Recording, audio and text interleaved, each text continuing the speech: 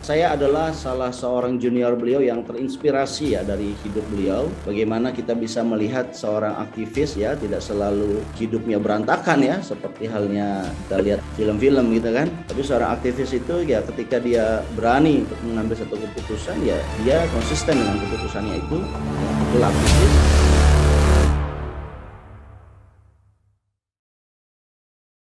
Bismillahirrahmanirrahim. Assalamualaikum warahmatullahi wabarakatuh. Selamat Misalnya, siang rekan-rekan dimanapun berada. Pada kesempatan seperti biasa pada kesempatan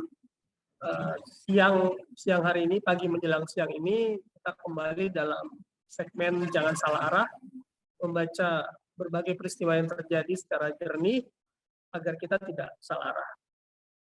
Seperti biasa sebelum memulai, saya menyapa dulu rekan saya, Bro Eko.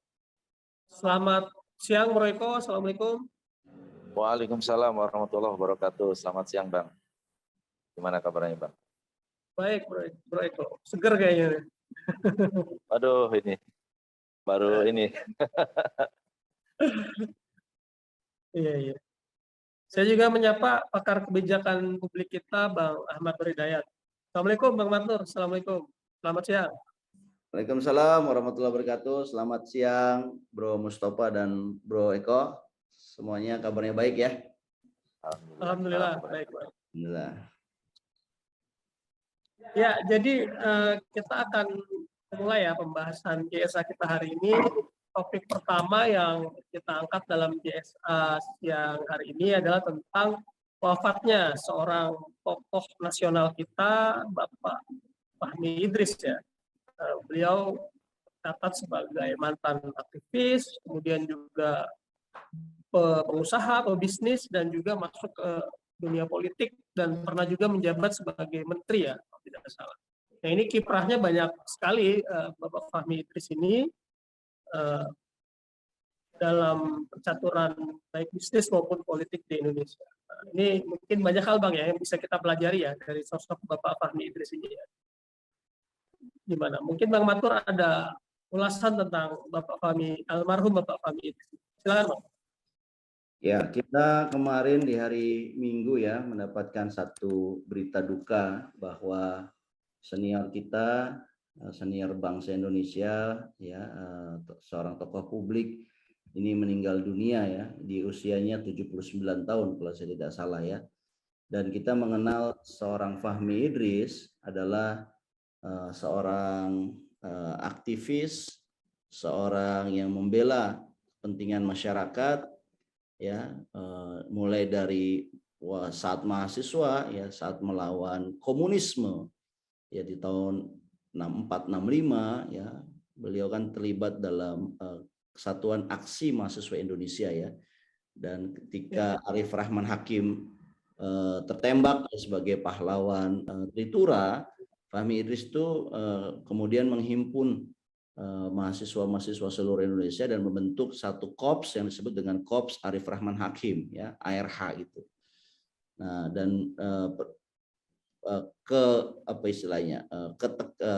keteguhan keberanian beliau untuk melawan komunisme ya itu terus diperjuangkan oleh beliau tuh sampai di usia tuanya. Saya ingat ya beberapa bulan yang lalu berdiskusi bersama Pak Fahmi Idris tentang kebangkitan komunis di Indonesia, dan saya melihat bagaimana spirit beliau ya dalam melawan komunisme itu dari usia muda sampai usia yang usia yang sudah senior seperti itu pun beliau masih tetap konsisten ya. Saya ingat sekali Bang Fahmi itu menyampaikan bahwa dulu tuh dia adalah seorang jawara gitu, jago silat ya, kemudian di kampus di UI masuk HMI ya, kalau ada apa-apa itu siapa yang ganggu anak-anak HMI itu dia yang paling depan, termasuk nama dia disebut-sebut juga itu menjelang peristiwa G30 SPKI bahwa beberapa aktivis termasuk Fahmi Idris ini akan diculik juga oleh PKI gitu. Pernah di acara penerimaan mahasiswa baru Fahmi Idris berantem ya sama anak-anak kiri, anak-anak sosialis ya berantem di panggung Balerung karena anak-anak kiri itu meneriakan bubarkan HMI, ya, bubarkan orang-orang anti komunis. Itu direbut mic-nya dan terjadi satu istilahnya ya perselisihan lah, sampai adanya baku hantam saat itu. Nah, itu beliau cerita sendiri ke kita, dan di situ menunjukkan bahwa bagaimana komunisme itu sangat memecah belah masyarakat Indonesia, dan mereka tidak segan-segan menggunakan kekerasan ya terhadap musuh-musuh politiknya gitu. Dan saya juga menjadi saksi bahwa beliau memang masih komitmen ya di usia beliau yang kita dengar juga beliau sebetulnya kena kanker darah sejak tahun 2010 ya kalau saya tidak salah, tapi beliau masih tetap beraktivitas gitu ya. Koreksi ya Mus, jadi usia beliau ini 78 tahun wafat ya, karena beliau lahir di 20 September 1943 ya, kemarin tanggal 22 Mei ya, hari Minggu 2022 beliau meninggal dunia. Yang salut saya dari beliau adalah selain aktivis ya, beliau juga bisa berkomunikasi dengan para pihak ya, banyak pihak, terutama juga di kalangan pengusaha ya. Beliau masuk ke dalam kelompok 8 ya, membentuk satu perkongsian bisnis ya, disebut dengan Kodel. Dan tentunya di Kodel ini kan kita mengenal pengusaha-pengusaha nasional ya, seperti Abu Rizal Bakri, itu Kodel itu Mus. Kemudian Ibnu Sutowo ya, almarhum Sugeng Suryadi ya, ada juga Abdul Latif. Nah, mereka ini adalah pengusaha-pengusaha pribumi ya, yang berusaha mengembangkan bangsa Indonesia dari hal bisnisnya ya. Beliau masuk ke agrobisnis, perdagangan, perbankan, perminyakan, hotel, juga properti ya. Terakhir misalkan Kodel dan Fahmi ya memiliki bisnis hotel di Jakarta ya, Hotel The Regent ya, kemudian juga ada Beverly Hills di Hotel Regent ya, apartemen perumahan elit. Saya kira ini adalah satu perpaduan yang unik ya, satu aktivis juga pebisnis. Nah, di samping itu juga beliau pernah menjadi pejabat publik ya. Di eranya Habibie misalkan, beliau menjadi Menteri Tenaga Kerja dan Transmigrasi, Menaker Trans. Habibie digantikan oleh Megawati, oleh Gus Dur, dan kemudian Presiden kemudian adalah Pak SBY. Nah, di eranya Pak SBY beliau juga menjadi menteri ya, Menteri Tenaga Kerja dan Transmigrasi juga di Kabinet Pembangunan, dan juga pernah menjadi Menteri Perindustrian ya di periode pertamanya Pak SBY. Nah, saya kira Bang Fahmi ini adalah satu legenda ya, yang bisa ditiru oleh semua anak bangsa, terutama terkait keteguhan beliau memegang prinsip ya, prinsip-prinsip membela masyarakat luas ya.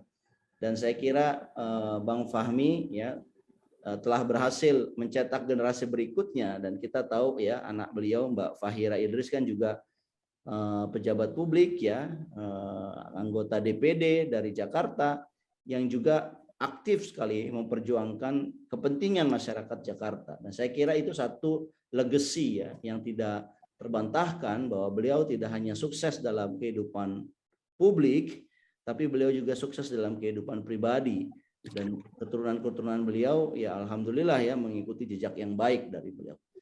Itu bro. Ya, termasuk mungkin di kampus saya sendiri dulu Bang, di UI itu ada tuh ruang Kodel. Sepertinya sumbangan dari ini, grup Kodel ini. Ya, pasti.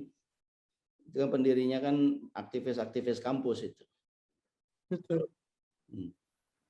Jadi artinya dunia pendidikan pun tak luput ya dari kontribusi lah dari bisnis, mungkin ada keuntungan yang kemudian diberikan kepada lembaga-lembaga pendidikan ya, seperti banyak kampus-kampus baik di Indonesia maupun di luar negeri.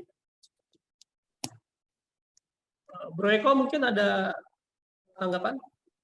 Ya, ini jadi jujur saja yang saya tahu adalah anaknya Fahira Idris. Beliau sering tweet tentang ayahnya, dan wah ini sepertinya anak dengan ayah itu tidak jauh berbeda begitu ya, punya semangat perjuangan yang sama gitu. Jujur saya hanya mengenal namanya dan mengenal fotonya, tapi tidak menulis lebih dalam. Ternyata dari paparan Bang Matur, dia adalah seorang pejuang juga begitu. Ini luar biasa begitu. Seperti itu, Bang.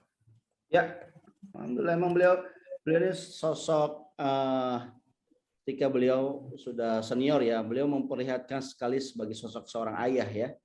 Seorang ayah yang melihat kita ini junior-juniornya itu merangkul ya, kemudian mengajak bicara dan juga memberikan satu informasi apa yang kita butuhkan gitu. Dan saya kira saya lihat film-film gitu kan.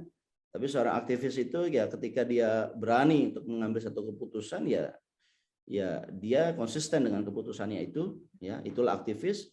Kemudian dia tidak menjadi alat yang membebani negara begitu, bahkan dia juga setelah masa aktivisnya selesai juga memberikan kontribusi ya buat masyarakat di bidang yang lain melalui bisnis ya, dan juga pada akhirnya beliau kembali lagi menjadi seorang policy makers karena beliau ingin memberikan potensi pemikiran yang beliau miliki itu untuk masyarakat gitu. Dan saya kira kalau ada gelar pahlawan ya yang bisa disematkan, saya kira Bang Fahmi Idris ini berhak untuk menyandang gelar pahlawan ya, menurut saya begitu.